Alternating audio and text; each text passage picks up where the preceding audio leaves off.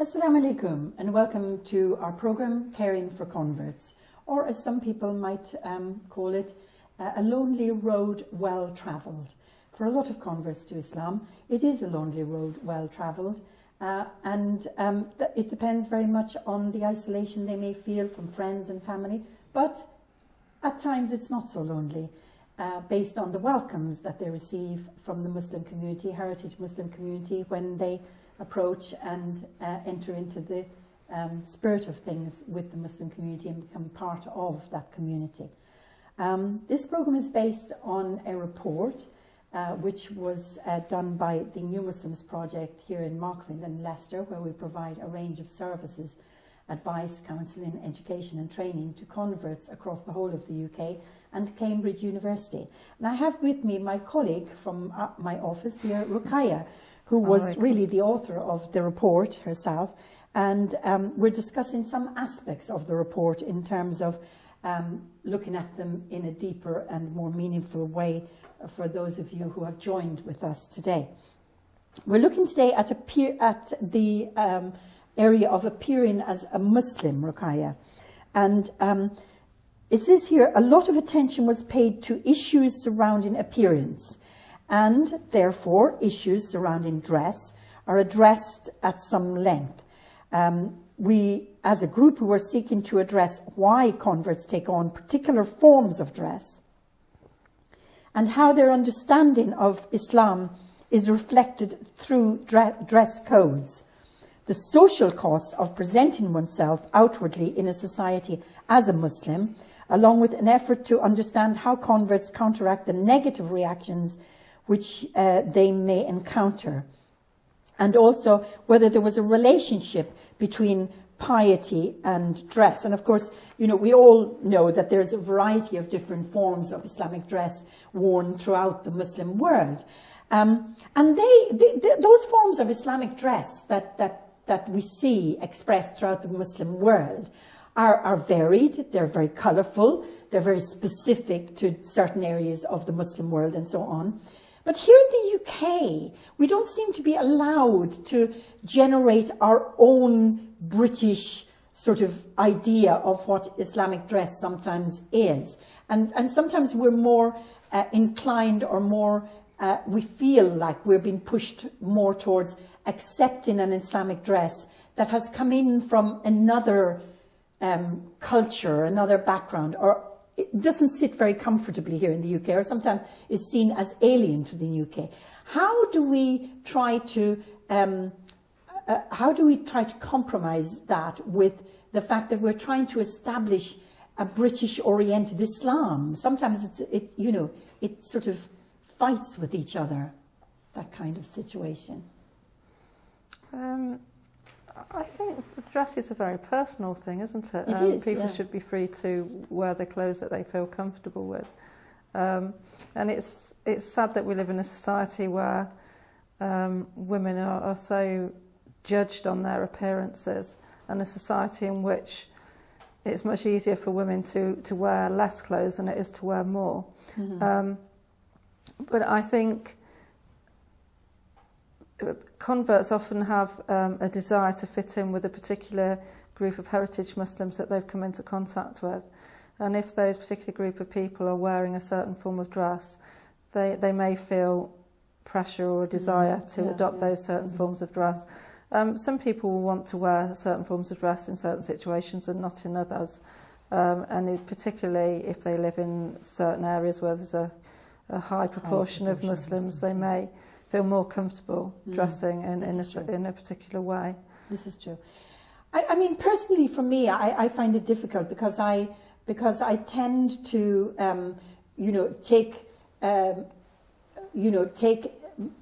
example, I guess, if you could say, from the time of the Prophet, sallallahu alaihi wasallam, where he, when he spoke to people who came from a very far distance about Islam, he didn't decide to go there himself or to send one of his companions from around the Meccan or Medinian area. He would keep that person there for a considerable period of time, as long as it took, teach them in all aspects of basic Islam and so on. And then he would send that person back to their place of origin and instruct them in terms of how to deliver that message to their community. And in terms of dress, Ruqayyah, I also feel, you know, myself personally, that is, that we should choose from what is around us, that we should use what is within our reach. For instance, during the time of the Prophet as well, you know, when they used to eat from a dish, you know, he would be upset when people stretched over into other parts of the dish, trying to access the same food that actually was in front of them. And he would say, eat from what's around you. It's the same as what's in the dish. Yeah. In a sense, I sometimes feel that, you know, Islam asks us to be decent and to be respectful and to dress in a modest manner, and that we can explore that through what is around us in the shops and the high streets and so on.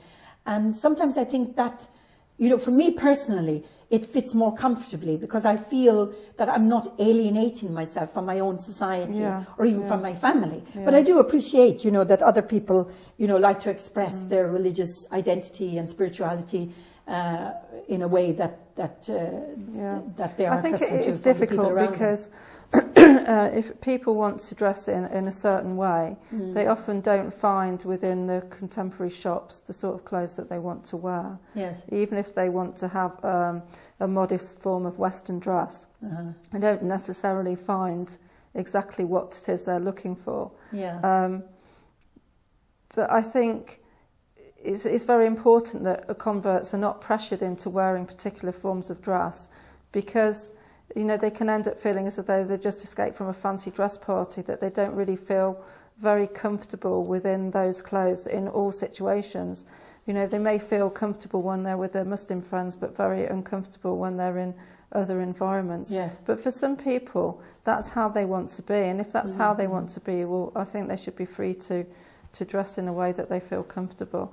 And I don't think there should be pressure to either adopt a Western form of dress or to adopt an Eastern form of dress. No, I think that, you know, it's very an individual decision. Yeah, I think it's one of these things, Ruqayyah, that takes time as well. I think people find, you know, when they enter Islam in the beginning and they're very zealous and they're very intensely involved in the whole aspect of Islam and so on and so forth, they do tend to take it on in a much more serious manner, and they want to, as you said, feel that they want to fit in, so they want to walk the talk, walk the walk and talk the talk. And then as they progress more in their Islam and feel more comfortable with themselves and their identity, they tend to sort of be a little more relaxed and a little more open to other expressions of Islam and identity and dress and so on and so forth. Yeah. I always think it's a shame that there's so much emphasis, particularly for women, on what they're wearing. Yeah. And not so much emphasis on what we're like as people within ourselves, on our inner dimensions. Of course. There's so much emphasis on whether or not you're wearing a scarf, what, you know, what sort of clothes you're wearing. But there isn't the same sort of degree of emphasis for women generally, whether they're from a Muslim or a non-Muslim background, as to what type of person they are within themselves and how they can kind of develop their personalities, themselves, and improve themselves within, you know, rather than everything being external. Yes, and I think in many ways our Islam is very external and you know, is sort of measured by the outward expressions, you know, the length of your beard, the colour of your hijab, and whether it's nailed to your shoulders or whether it's just loosely left, or whether you wear a hat, or whether you use other methods of expressing your religious identity or covering your body. But sometimes the adoption of the headscarf, but also Islamic dress, you know, per se, in terms of it overall, is often sort of forced upon convert women very quickly in their process of conversion, and without them having a full knowledge and appreciation and, you know, sort of understanding of what Islamic dress is, what it's about, why it is one is requested to dress in this particular way. And in some ways, the adoption of the headscarf may be a precondition for marriage to some Muslim men. The headscarf is intended to divert attention away from the wearer, but in areas where it is not frequently observed, it may have the opposite effect. So there's a lot coming from various different sides. And it's sad that Muslim women, particularly converts, are often measured by dress and finding a Muslim husband and the impact he has on what they wear or don't wear, whatever the case may be.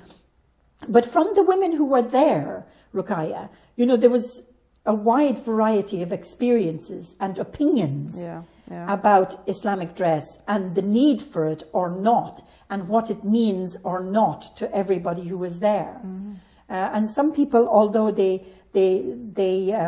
suggested that Islamic dress was in keeping with their spiritual awakening and it made them feel more closer to God, others felt that it wasn't something that made them feel particularly closer to God, that was something that they internalized rather than externalized. Yeah, that was interesting. That was an interesting discussion, and also, but what I did notice was the women who were wearing Islamic dress, they had a kind of a different relationship to the ones that weren't, in terms of presenting their Islam to the wider public, because if you're dressed as a Muslim woman, you're instantly recognisable as a Muslim woman. Whereas for those women who didn't wear a scarf, they still wanted to be recognised as Muslim women, but they wouldn't be instantly recognisable. So they had to kind of find different ways of presenting their Islam to people that they met. So they would try and be really kind or really helpful, or to find some way of kind of acknowledging who they were. Which in some ways it kind of made things more difficult for them, I felt. In some ways, but also I thought it breaks down the stereotypes, because sometimes people have this idea of what a Muslim woman looks like, or a Muslim man indeed looks like. And then they're quite surprised when you don't wear Islamic dress in its fullest format. And you say, having known them for a while or interacted with them or had some dialogue with them, and you announce that you're a Muslim, and they suddenly say to you, really? But you don't look like a Muslim. And that begs the question, what does a Muslim look like? And how stereotypical are the views of Muslims in the minds of non-Muslims throughout the world?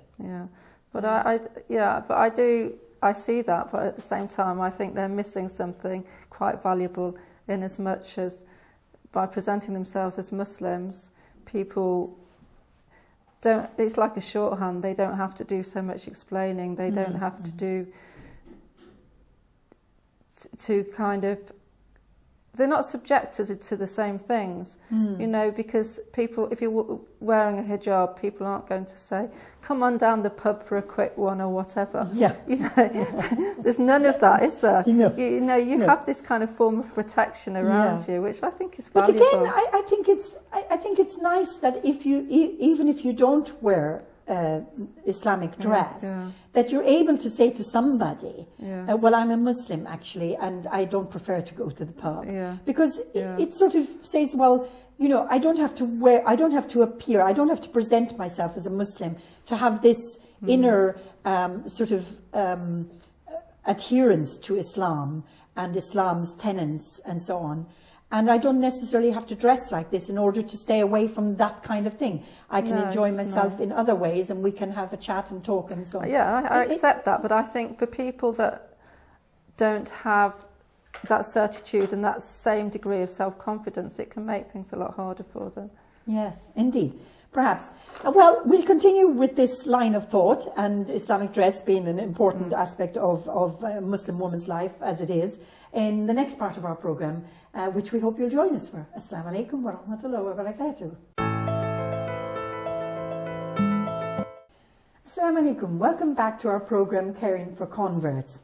Or, as we thought, it was more or less a lonely road, well travelled by so many people who have converted to Islam, both male and female. This programme is as a result of a report produced by the New Muslims Project here in Markfield in Leicester, in collaboration with Cambridge University, and looks at a variety of different aspects that affect convert women and their narratives. With me is Ruqayya, who works with me in the New Muslims Project, as we try to provide all sorts of services, from education and training to advice, counselling, support to converts to Islam across the whole of the UK. We've just been discussing appearing as a Muslim, and we've been talking about Islamic dress, Muslims' form of dress, and the various different ways in which it's expressed around the world and here in the UK, and what it means to converts to Islam and how it may impact on them and their relationships with wider society. In one statement here, Ruqayya said, the headscarf and modest dress were viewed as feminist symbols, allowing women to reject representations by society of women primarily as sexual beings. This may signify a refusal to be defined by sexuality, in contrast to the overtly sexualized representation of women which dominates contemporary society.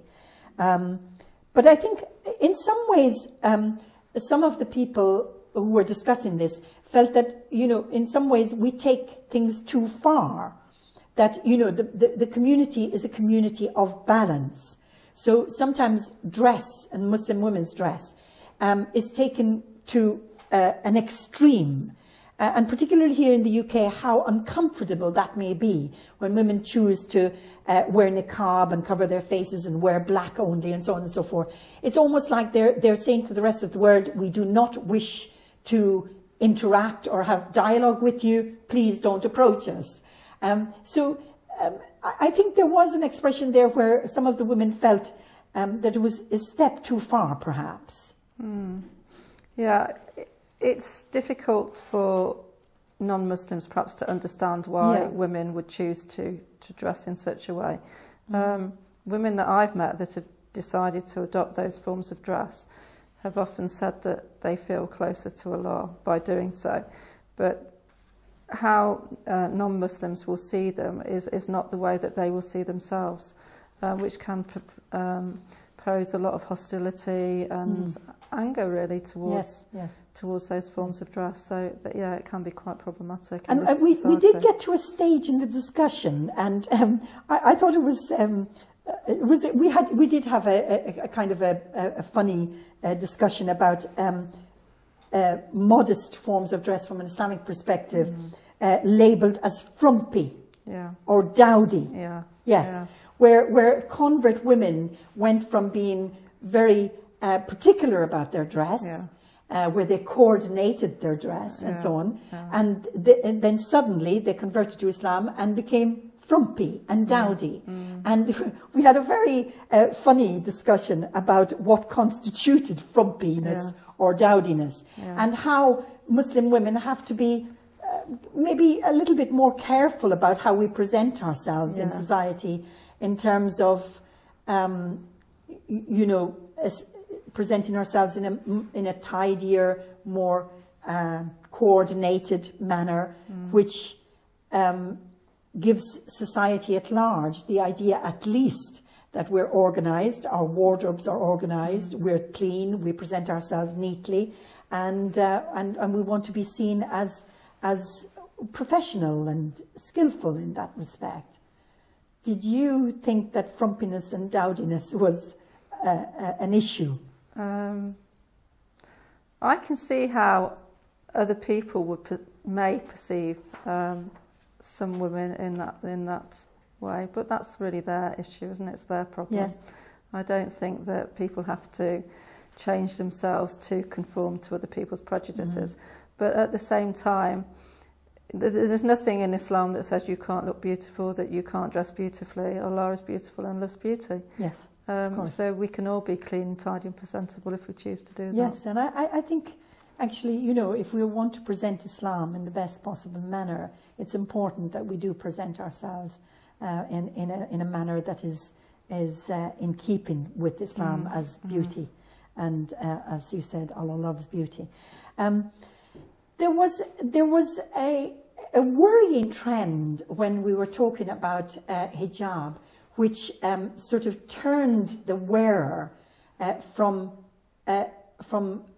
us to them or from them to us, and distinctly, you know, sort of set out the fact that they were no longer part of British society, but were now part of Muslim society, and that there was a clear distinction between the two.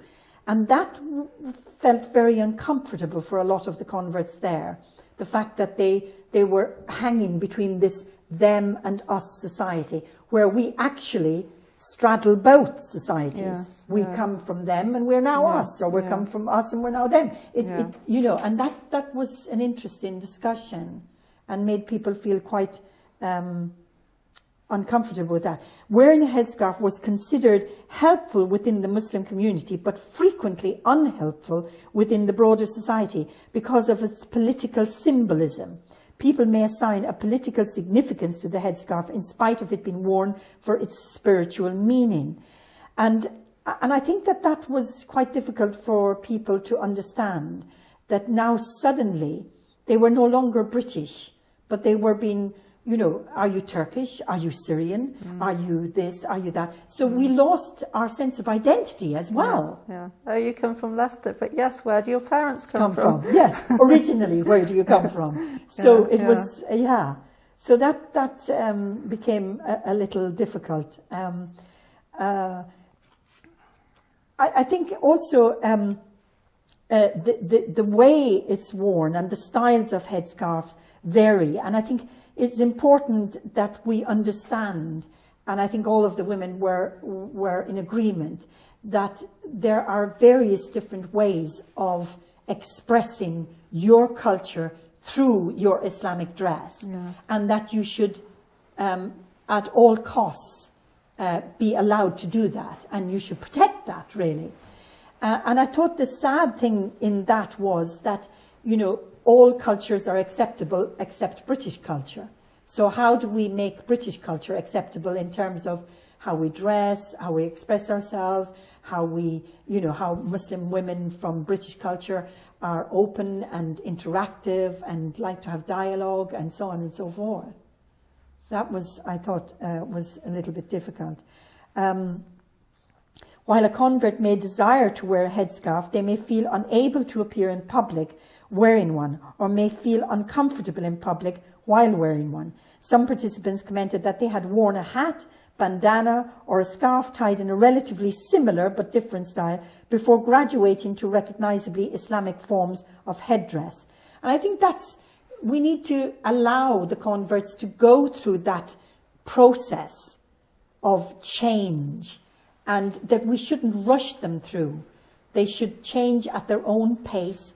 They know their family best. They know their community best. They know what sits comfortably or what will cause their family distress or difficulty in terms of interacting with the community within which that family has lived for maybe, you know, decades.